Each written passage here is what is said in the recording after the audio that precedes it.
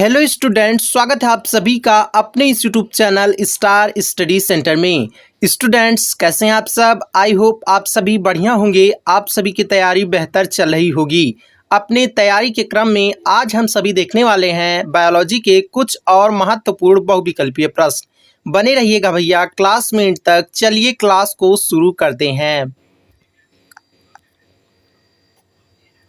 सबसे पहला प्रश्न है आप सभी की स्क्रीन पर, मकड़ियां अपने नाइट्रोजनीय पदार्थों का किसके रूप में उत्सर्जन करती हैं? चार ऑप्शन है इसके लिए। पहला है एडिनिन के रूप में, दूसरा है थाइमिन के रूप में, तीसरा है यूरेसिल के रूप में और चौथा है भैया ग्वानिन के रूप में। किसके रूप में? इस प्रश्न का सही उत्तर हो जाएगा ऑप्शन डी, ग्वानिन के रूप में। मकड़ियां जो है भैया वो अपने नाइट्रोजनीय पदार्थों का किसके रूप में? ग्वानिन के रूप में उत्सर्जन करती हैं। बता दें आपको, उभयचरों, सरीसृपों, पक्षियों, केंचुओं में भी उत्सर्जन के लिए कुछ ग्वानिन बनती हैं। अगला प्रश्न है, निम्न में कौन यूरेटिलिक जंतु है? चार ऑप्शन है इसके लिए। पहला है कछुआ, दूसरा है व्हेल मछली, तीसरा है मेंढक, चौथा है इनमें से सभी। इस प्रश्न का सही उत्तर हो जाएगा भैया ऑप्शन डी, इनमें से सभी। कछुआ, व्हेल, मेंढक ये तीनों कैसी? यूरेटिलिक जंतु हैं। आपको बता दें, स्तनधारी वर्ग, उभयचर वर्ग, मछली वर्ग के अंतर्गत आने वाले जीव कैसे होते हैं? यूरेटिलिक जंतु होते हैं। अगला प्रश्न है, निडेरियंस यानी संघ नाइडेरिया के अंतर्गत आने वाले जंतुओं में उत्सर्जन का कार्य करती है। चार ऑप्शन है इसके लिए। पहला है कीप कोशिकाएं, दूसरा है कोइनोसाइट कोशिकाएं, तीसरा है शिखा कोशिकाएं और चौथा है भैया इनमें से कोई नहीं। इस प्रश्न का सही उत्तर हो जाएगा ऑप्शन सी, शिखा कोशिकाएं। निडेरियंस में उत्सर्जन का कार्य कौन? शिखा कोशिकाएं करती हैं। यहीं पर आपसे इसके स्थान पर विकल्प में देखने को मिल सकता है क्या? ज्वाला कोशिकाएं, तो वो विकल्प भी सही होगा।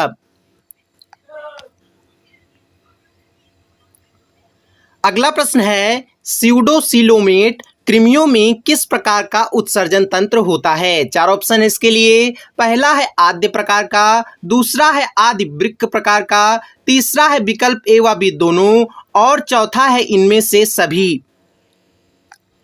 इस प्रश्न का सही उत्तर हो जाएगा भैया ऑप्शन बी, आदि वृक्क प्रकार का। स्यूडोसिलोमेट कृमियों में किस प्रकार का? आदि वृक्क प्रकार का उत्सर्जन तंत्र पाया जाता है।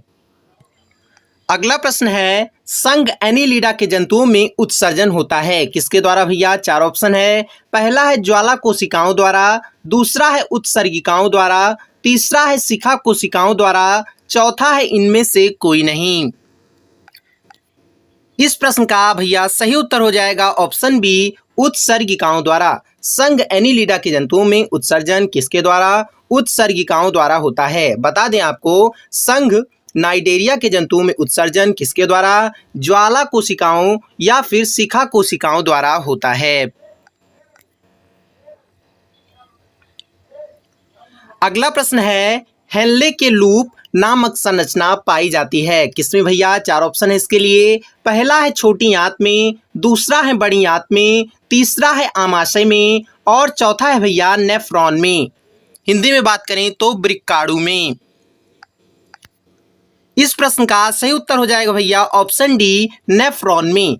हेनले के लूप नामक संरचना किसमें? नेफ्रॉन में पाई जाती है। आपको बता दें, वृक्क की संरचनात्मक इकाई क्या है? नेफ्रॉन वृक्क की संरचनात्मक इकाई है।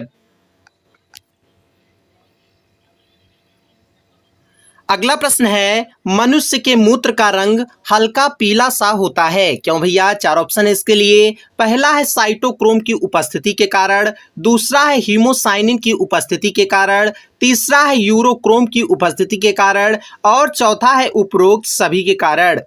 ऑप्शन डी तो इस प्रश्न का बिल्कुल सही उत्तर नहीं होगा। अब आप सभी लोग नीचे लाइव चैट में कमेंट कर बताइए इस प्रश्न का सही उत्तर क्या होगा। इस प्रश्न का सही उत्तर हो जाएगा भैया ऑप्शन सी, यूरोक्रोम की उपस्थिति के कारण। मनुष्य के मूत्र में यूरोक्रोम नामक रंगा पाई जाती है, जिसकी उपस्थिति के कारण क्या होता है, मूत्र का रंग हल्का पीला सा होता है।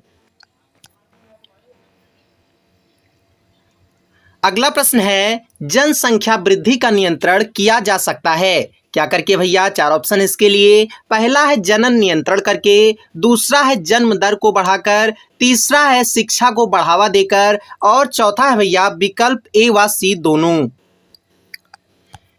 आई होप इस प्रश्न का सही उत्तर सभी लोग नीचे लाइव चैट में कमेंट करेंगे। इस प्रश्न का सही उत्तर हो जाएगा ऑप्शन डी, विकल्प ए व सी दोनों। जनन नियंत्रण करके और शिक्षा को बढ़ावा देकर जनसंख्या वृद्धि का नियंत्रण किया जा सकता है। अगला प्रश्न है, हेपेटाइटिस सी के कारण होता है, क्या भैया? चार ऑप्शन इसके लिए। पहला है कैंसर, दूसरा है यकृत सिरोसिस, तीसरा है पीत ज्वर, और चौथा है विकल्प ए व बी दोनों। इस प्रश्न का सही उत्तर हो जाएगा ऑप्शन डी, विकल्प ए व बी दोनों।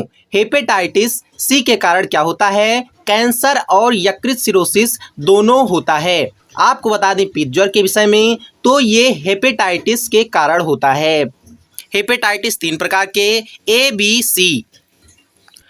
अगला प्रश्न है, सुजाक रोग को उत्पन्न करने वाला जीवाणु है कौन? चार ऑप्शन है इसके लिए। पहला है स्ट्रेप्टोकोकस लैक्टिस, दूसरा है एंटमीबा जिंजिबैलिस, तीसरा है क्लैमाइडिया, और चौथा है नाइसीरिया गोनेरी। इस प्रश्न का सही उत्तर हो जाएगा ऑप्शन डी, नाइसीरिया गोनेरी। नाइसीरिया गोनेरी नामक जीवाणु सुजाक रोग उत्पन्न करता है। आप सभी लोग क्लास एंड हो जाने के बाद बताइएगा, परजीवी एंटमीबा जिंजिबैलिस द्वारा कौन सा रोग होता है।